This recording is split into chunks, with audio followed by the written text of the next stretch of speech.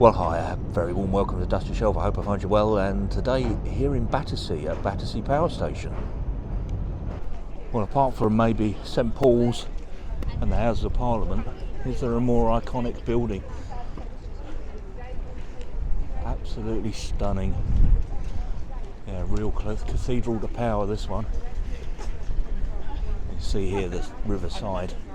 We've just got the river over to the side here, and the two chimneys at the river end. This is off the Pink Floyd cover. When I was doing a little bit of reading on this, there was a couple of companies that made the bricks, and they're all handmade and a little bit out of sequence, but I'm just going to show the gardens here. So later in the video, go inside the guest centre, sort of filmed it out of sequence, and it shows that this area here used to be the coal stores for the power station, in between the power station and the river, and is now a rather nice garden. And yeah, this evening, if I'm still here then, they got a little display of lights and things to have a look at. Right, so just panning around the London skyline, and as we come round to this side, get the iconic frontage of the towers, only just getting them into shot.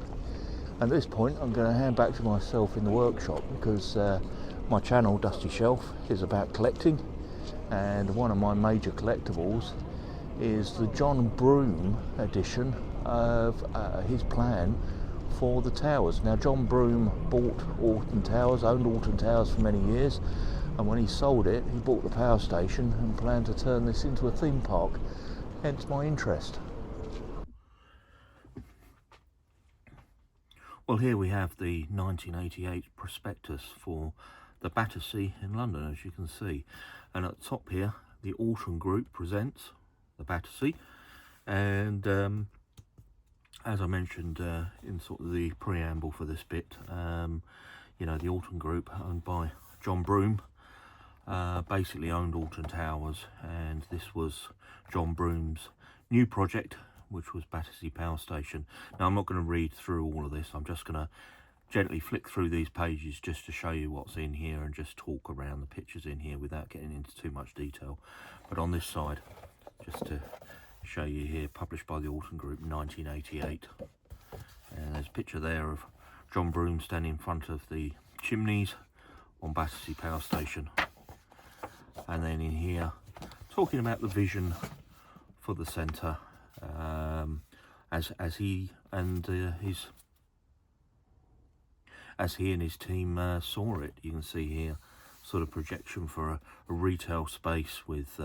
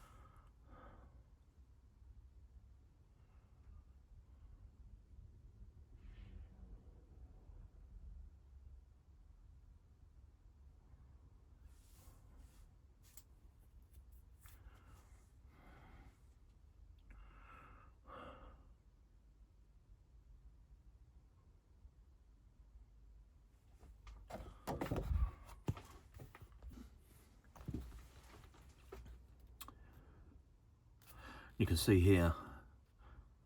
So over on page 2, Battersea, a palace of entertainment. So people come to a leisure park to leave the real world, it says.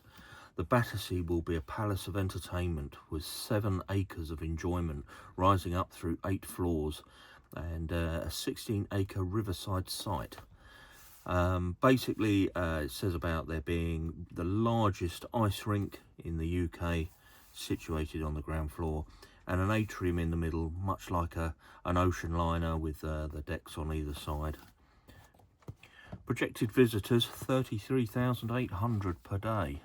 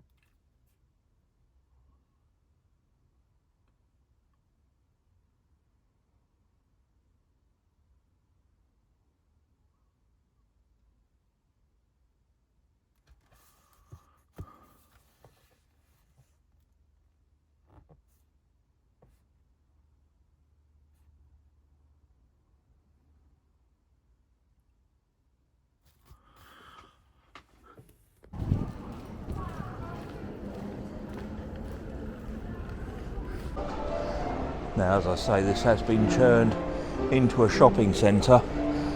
This is the boiler house in the centre, and throughout all of the galleries in the shopping centre, there's bits of the old machinery have now become pieces of industrial art. You can see the model of the power station over there to the left. Now, my focus in here is on the building, but obviously if you're interested in the shopping centre, there's loads of videos online that tell you what shops and amenities are here. But for me, it's the architecture. Absolutely everything in here. It's so impressive. You can't get a sense of the scale with the camera. Again, just catching the facade from a slightly different perspective.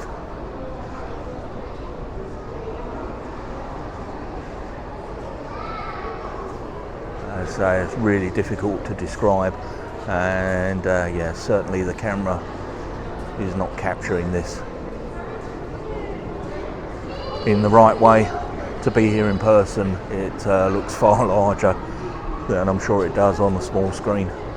So there's this beautiful model down at the base in the atrium here of the power station. You see here, this is the Turbine Hall B. So this is the newer of the two turbine halls. You can see on the roof is a roof garden for the apartments that are above, and you see the apartments running up on top of the chimney at the river end with the lift poking out the top. And then moving around to the other side of the model here, you can see Turbine Hall A, which is the one with the vaulted ceiling and the roof trusses, and you can see how that has been integrated into the garden space again for the living apartments, built above the shopping centre. And here's the piece of machinery that has now formed part of the artwork here in the area. I'm just seeing what it is. It's electrical switchgear. Cool, mammoth for switchgear. There's some models of transformers. We'll come to the significance of those in a little bit. Right, so this is the furthest end of the power station away from the river. I just thought I'd capture the facade. What an amazing building. Right up to the top of the chimney there. Doesn't it look great with the sun just glistening off the white at the tops there. Right, I'm just going to make my way over to this corner over here where the bronze doors are, the famous bronze doors which were the director's entrance. So the just says, I'm reading off the sign here, the bronze doors of the director's entrance designed by Halliday depict images of energy personified, and they lead to the famous Art Deco control room A, which was made to an incredibly high standard with oak wood and parquet floor, marble walls and intricate tiled ceiling. So let's head our way over to the doors and let's have a look at them. Hopefully be able to see them. I've not seen them myself before. They're kind of tucked away in the corner here.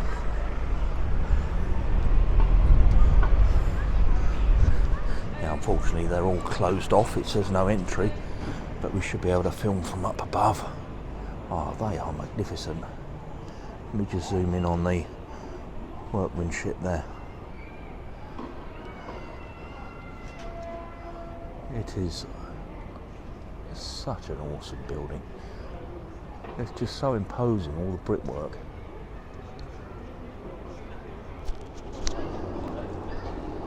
Just down the side of the building now, just see the chimney tops poking at the top. That one's the one with the lift, which is actually at the top of the chimney at the moment. And I'll just come back down to the brickwork side. Yeah, certainly really imposing with the Art Deco windows all the way down the side. Made a really lovely job of restoring this building. So I've just taken a moment out of the day to pop down to the Battersea Park, which has gone under the bridge from the power station. And about where the building is there, this is where the Battersea Fun Fair was. And yeah, it's very tragic what happened here. So as I say, where the building was, that would have been the Big Dipper roller coaster, roughly around there. and it's actually one of the biggest tragedies in theme park and roller coaster incidents in the UK. Happened in 1972, so 50 odd years ago, 53 years ago, and actually killed 5 kids, injured 13 others. So as the ride was lifted to the top of the hill, it was just about to crest over the top, and it rolled all the way back down, didn't make the corner back into the station, derailed, and as I say, a really tragic outcome. Now in the court cases afterwards and the investigation, I don't believe anybody was actually convicted of any charges for it, but they found 51 or 52 faults with the ride, including most of the anti-rollbacks missing on the roller coaster train. Now it said the hillside here that you see in front, just beyond the gate, that's where the ride, they say that the ride was bulldozed and buried under the grass here. And the reason I've come down here is, as I understand, although there is a tree somewhere in the park that was planted in memory, there's still no memorial to the kids that died here.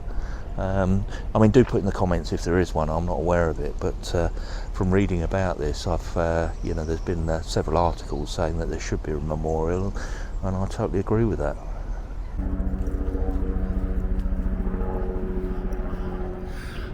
Now heading back into Battersea Power Station, I just wanted to show you this little bridge here, little footbridge that's suspended over the bankside of the Thames. You can see the Thames over here. Over this side we've got the Thames. I'll put in the caption which bridge this is, and you can see the riverbank down the side there. Now, I did mention in one of my other videos that beachcombers on the Thames, they're known as mudlarkers, and if you have a look on YouTube, there's a couple of channels by people that comb the Thames, and your mudlarking channels, and apparently you need a license to do it, and I think there's about 200 or 300 people have a license to go down on the Thames and comb it for all kinds of bits of old pottery and all other bits. But yeah, what an interesting bridge. I've just come back around this side, completely suspended over the beach. Yeah, it hadn't occurred to me this is actually Chelsea Bridge, and if I just pan back across the bridge here, just underneath there, you can just make out the building in the distance. I believe that's where the Chelsea pensioners live.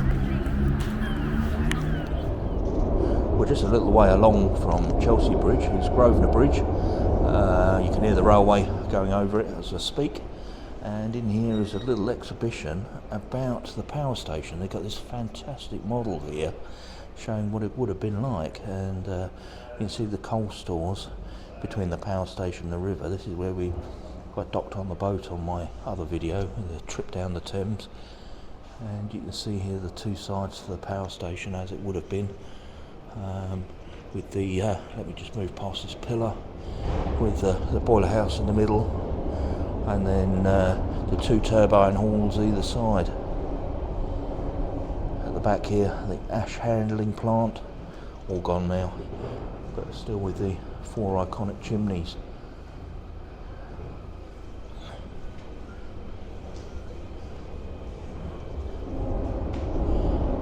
Over here, just a little bit about the power station, but I just want to show a couple of the items that are in here. There's a gauge there, thousands of gallons, 110,000 gallons. There's a little sign in the middle here. There's a little sign here which is the soot blower shut-off valve, and one of the valves handles down the bottom here. It doesn't actually say where that's from, but well, obviously from the power station, but it doesn't say whereabouts in the power station that would have been in situ. There's a second superb model in here which shows the power station in its modern form, and you can see all the development around it. So the area that had the coal stores between the power station and the river is now all gardens, and then either side of the main building are all the apartment blocks, and more apartment blocks at the back there, and yeah, ring road running all the way around the power station. And built above the power station, you can see the 2 rows of apartments, luxury apartments that are built on top of the shopping centre. Yeah, beautiful model though. Got a big picture on the far wall there of the control room, and just a few photographs. And I'll just show this very quickly because I don't want to get caught for copyright, but you can see the pig just here, floating in between the two towers from the Pink Floyd album cover Animal. And when the power station was originally built, it was only built with the two chimneys. The four iconic chimneys came in the 1930s.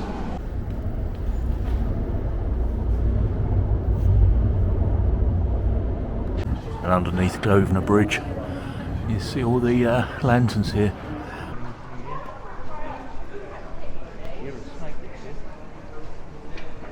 I love seeing these repurposed coffee vans.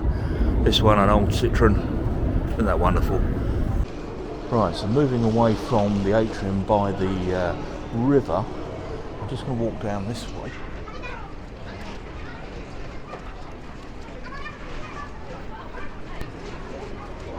Right, I'm going to start in Turbine Hall B. And there you go, Turbine Hall B. You see the marvellous gantry cranes up there. What an impressive sight. You just imagine the turbines down on the ground floor here, all turning away, creating the electricity for London. Very impressive. And it's really good to see it repurposed. I mean, yeah, okay, it's another shopping centre, and to be fair, there's not really much here that you wouldn't find elsewhere. A lot of higher class shops here, you know, not the kind of normal high street shops. Having said that, right here we've got Holland and Barrett, Skechers, you know, so there's quite a variety of shops here if you are into your shopping. Not my cup of tea, but yeah, it's quite a venue though, whichever way you look at it. Quite an elaborate piece of artwork here in the middle, part of the Light Festival. Don't know whether this is here all the time or just here for the festival, but yeah, quite a structure. However, the engineering geek in me, I look straight at the crane and find that far more impressive. Yeah, industrial heritage, I'm afraid, for me is more aesthetic. Lovely. Now, the two control rooms, Control Room A and Control Room B, are used as, well, event spaces. So, Control Room B, as you can see, is now a cafeteria, and a lot of the instruments are still over the back there. Now, what I'll do is I will go up in that balcony in a moment and try and get some shots across. Unfortunately, I can't go wandering in there because it is, you know, there are people sitting at the table eating. And so, yeah, normally Control Room B, I have managed to get in there before and had a walk around the machines at the back, or the instruments at the back. I'll have a wander over, see what we can see. And the rest of the turbine hall here, and the second gantry crane at the top there. You can see, if I just zoom in, you know, all the tiling on the walls. It's just an amazing structure, and the way they've put, sympathetically I would suggest, there's the shopping centre and the gantries, the lifts and the stairs in and around the structure, whilst maintaining as much of the heritage as possible. I mean, little things like the queues on the ceiling, the round lights on the ceiling, and the sort of curved roof. I don't know if it's coming out on the camera, but just behind the gantry crane, the roof is actually sort of a curved shape, maybe even a loaf of bread shape. And yeah, it's those little cues that make all the difference. There is actually these little heritage plaques all around the shopping centre. This one, Control Room B, formerly known as B Station Auxiliary Switchgear. So this is the latter of the two control rooms. So compared to the earlier Control Room A, the design of the equipment is more functional and modern with stainless steel finishes. So Control Room A, the earlier one, is actually very much Art Deco and very ornate. Down here, one of the car companies that are here in the power station. Got Genesis Automotive. Don't know much about Genesis. Maybe if I go down there later we can take a look. Nice to see one of the areas here are shops that haven't been let yet, being used for artwork. Just bits of artwork there of the power station and the bridges, local bridges, by artist Michael Warren. Right, let's see if we can see any better inside Control Room B. If I just zoom in, I'm hoping I'm getting a reasonable shot of all of the machinery over the back. Yeah, hopefully that's coming out and it's a little bit clearer. But as I say, what a fantastic space for a restaurant or a bar, cafeteria, whatever you want to call it. Yeah, brilliant, brilliant.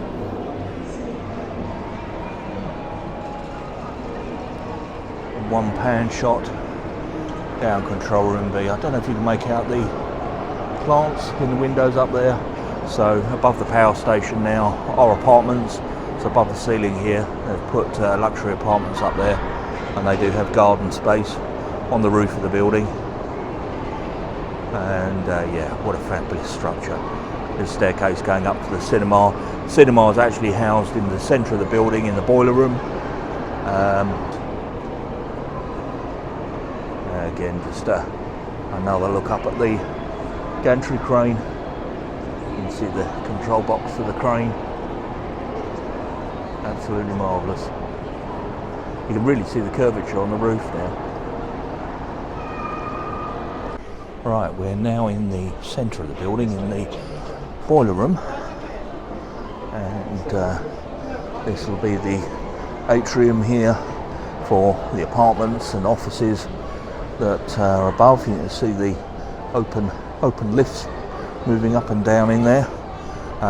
We're actually at the opposite end to the river now, so furthest away from the river, and this is the facade at the back of the building. You know, it's just amazing how they've integrated the modern steelwork with the you know, the earlier brickwork of the original building. The camera really doesn't do this justice. It is an amazing place to be. I do think that this has become one of my favourite buildings in London. Yeah, I really do like coming here. I find the place quite exciting. I mean, I'm not one for shopping. I don't particularly like the shops. But yeah, walking around the heritage site, yeah, I think it's pretty cool. Right, now moving into Turbine Hall A, and this is the earlier part of the Battersea Power Station. So the Battersea Power Station was originally built with 2 chimneys, so it was half the building that it is now, and the original half here was built in an Art Deco style, and as you can see from all the pillars that hold the gantry crane, the attention to detail in here is just absolutely magnificent. You know, everything from the roof trusses and the daylight that's spreading through the building to this intricate tile work that sits above the crane. All of these white tiles on the wall and on the pillars. It really is a building that leaves me a little bit speechless. It's just the attention to detail that they had in the, you know, in the 1920s. If you look at the balcony here, hopefully it's coming out on the camera, the railings around the balcony. There's some real detail on the scrolling work around on the balcony railings. And again, I'm just going to pan up at the roof trusses. It is an absolute thing of beauty. And then coming down into the building, again, rather sympathetically, the shopping centre has been integrated into the old infrastructure. You know, they've kept all of the columns down either side. If I just come over this way, you can see, looking down the building, you know, each one of the columns running as far as you can see, right to the window at the far end.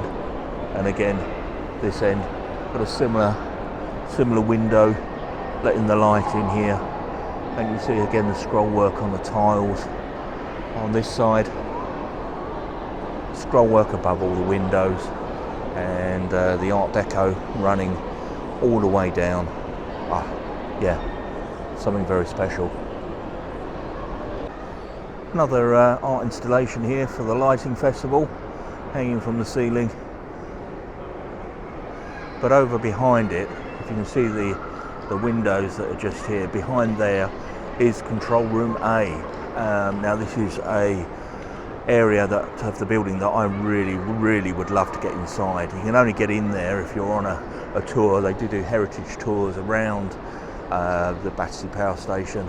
Unfortunately, they're fully booked months in advance, and the one this week was on the Monday and I was off work on the Tuesday, so unfortunately not managed to get in there this week, but it is my ambition at some point to get on one of these heritage tours and have a look inside there. It's supposed to be something else.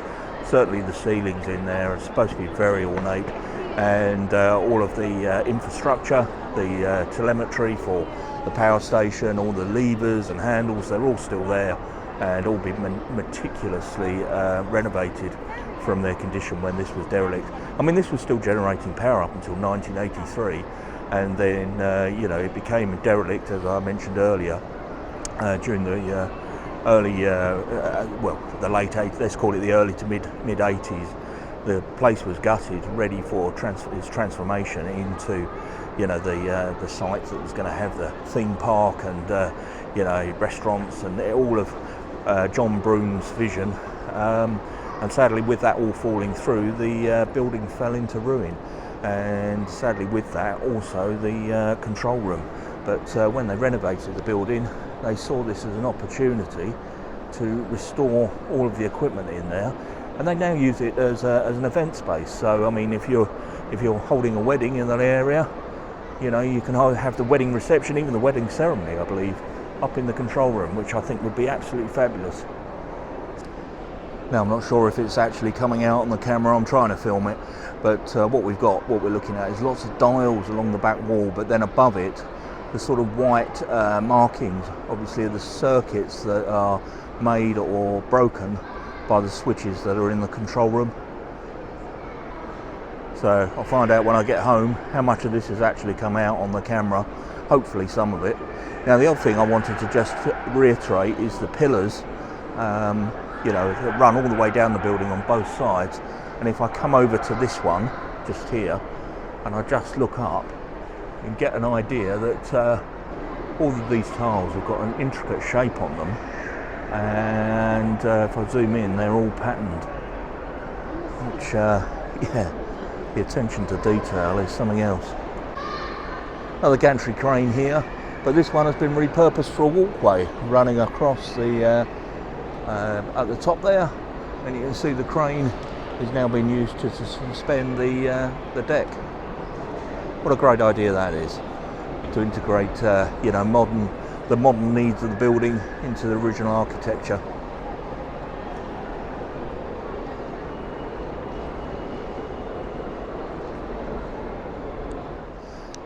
The only thing I would say with the shopping centre is I'm not particularly good with heights, and if you've got a problem with vertigo, it's very high, but then also there is areas of the floor which are transparent, and as you're walking along, a couple of those have caught me out. Right, lift 101 is in the chimney, so basically it's a lift that takes you to the top of the chimney. I didn't get tickets for it, it's fully booked today, and you can see the queues to get in. But basically it runs up inside the chimney, a little glass lift, and then pops out at the top to give you fantastic views across the skyline. And there's lots of YouTube videos online if you want to see the lift. If you're interested in that, go and have a look. It does look really interesting. If I had to head for heights, I'd certainly give it a go, but it's one of those things that I'm afraid a little bit too high for me. £22 today. The price does fluctuate. You can come up here on a quieter day. Obviously it's school holidays at the moment, so £22 today. Does get cheaper at quiet times. So one thing I mentioned about the chimneys is they're not the original ones. These were actually rebuilt in the reconstruction. What they found was the original chimneys were just too far gone to be rescued. They had to take them down bit by bit and then rebuild them. So the chimneys that you see on the power station today are reproduction, but they were made to exactly the same manufacturing techniques and standards. Everything is exactly the same on them. They're just made with modern materials or newer materials, because sadly the other ones don't age too well. You can see at the end here, I'm just going to make my way down actually. Let's go down to the end. And just down the end here by the entrance to the lift, got some more of the machinery and pipe work displayed as artwork from the power station. and then the lighting feature at this end made of what look like turbine blades. You know, I'm pretty sure they're not, but it does appear as they are turbine blades, and you can see in the background there a floating pig. So if you don't know the story about that, when Pink Floyd did the cover to their album called Animals, they floated a giant pig in between the two river facing towers, and it broke loose and was eventually recovered somewhere down in Kent. Just one more shot down, control room A. A fantastic structure. I was saying about the roof, but there's a small building of sorts in the roof there. I did read when I was walking outside that the chimneys are home to peregrine falcons, which I was quite surprised at. I thought the city would be too noisy for them, but yeah, the chimneys are home to a couple of nests, I believe, of peregrine falcons. At the obligatory gift shop, I will have a look in there. They do, I've seen online, they do an absolutely fantastic book, so I might treat myself to that. There's a few shops in here I think might be of interest, and this one caught my eye, which is a shop on Transformers from the 1980s. So let's go inside and have a look.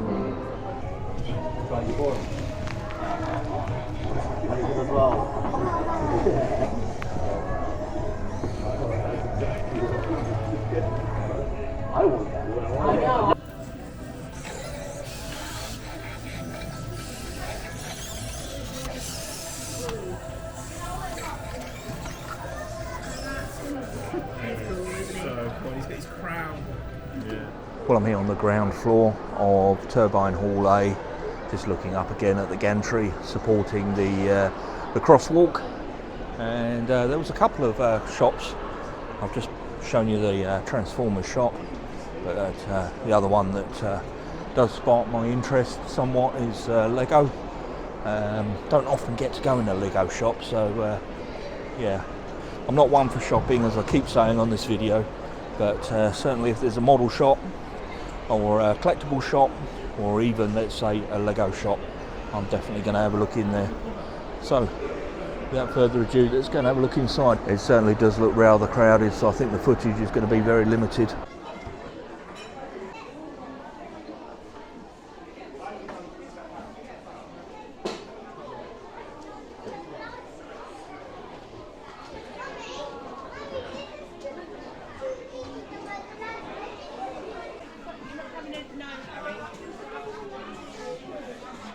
I don't very often get a chance to have a look in the Lego shops, so let's just have a quick look at what they've got here. Lots of different Star Wars sets.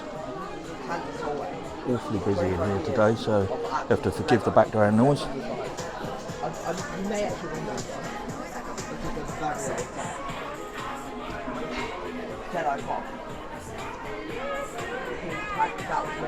I think, to be fair, when I was down at Jadland, they had a better selection of kits. Walk down this way, these are more of the youngsters' models. Well, I do like the Apollo lunar module there, or lunar roving vehicle, LVR. And the light's really reflective off these. We've got the motorbikes there. What else have we got down here? Oh, the GT40. That's a particularly nice model. McLaren at the bottom there. Yeah, it's too crowded in here, unfortunately. And I've got the Land Rover, and then lots of the Speed Champion models. But yeah, sadly too many people in here to get a good shot. And when I can get these in, unfortunately the lights are reflecting. That's the Peugeot, so I can get the Ducati again. And the loop. That's really good, I like that. Endurance. Now I do like that one. They've got Jaws with the, what was the name of the boat in Jaws? I can't remember now. The Orca. The Botanical Gardens, we've got the radios. Got quite a few kits in here.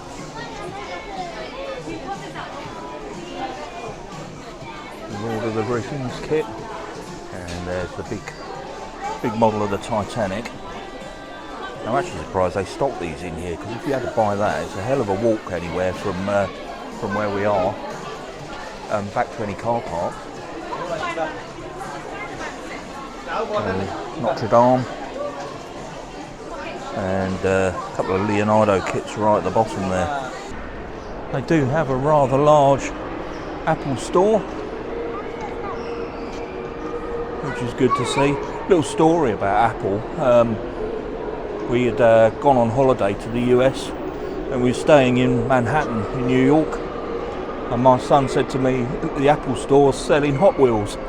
And I said, don't be ridiculous. He said, no, they're specials, they got them, I'm sure they'll have them. So he dragged me into the Apple store with me calling him an idiot and telling him there's no such thing.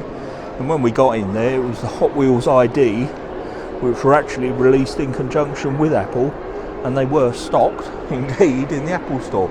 So I actually bought a Hot Wheels car in the Apple store in New York. Getting the artwork, and the Turbine Hall does look absolutely splendid. Just going to show you quickly here, they've got a little exhibition which are costumes from The Lion King.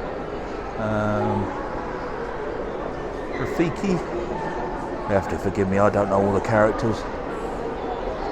And some other costumes, very elaborate though.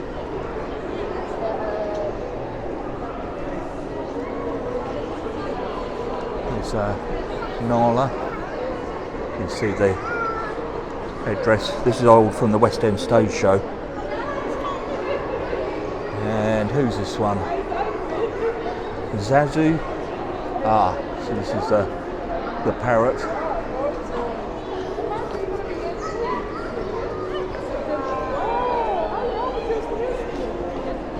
And one of the zebras. So just reading a couple of bits here about Turbine Hall A. Completed in 1935, 145 metres long and 25 metres wide, it housed 3 turbines that converted high pressure steam into electricity.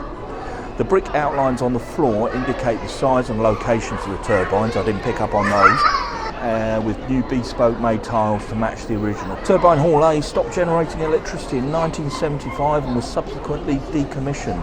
I'm just going to go back and let's see if we can have a look on the floor. Look, yeah. So you can see where the tiles change, the locations of the turbines. They are marked on the floor.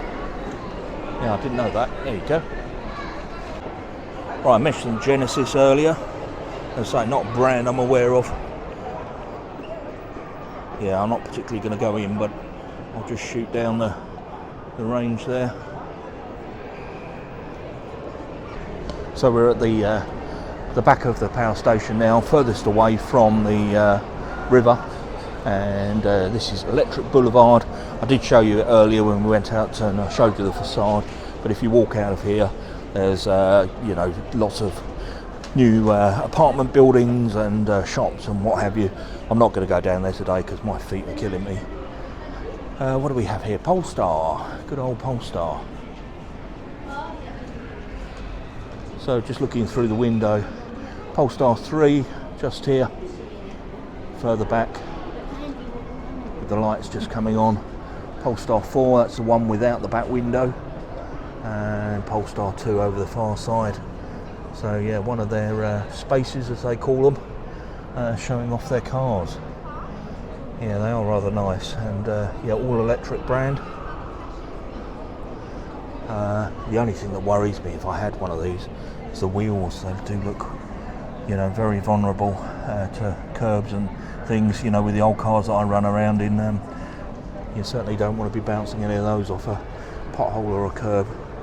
And finally, on the ground floor of Control Room B, just looking back up at the cavernous ceiling in here. As I make my way back down to the river, I'm going to jump back on the boat to head out of London.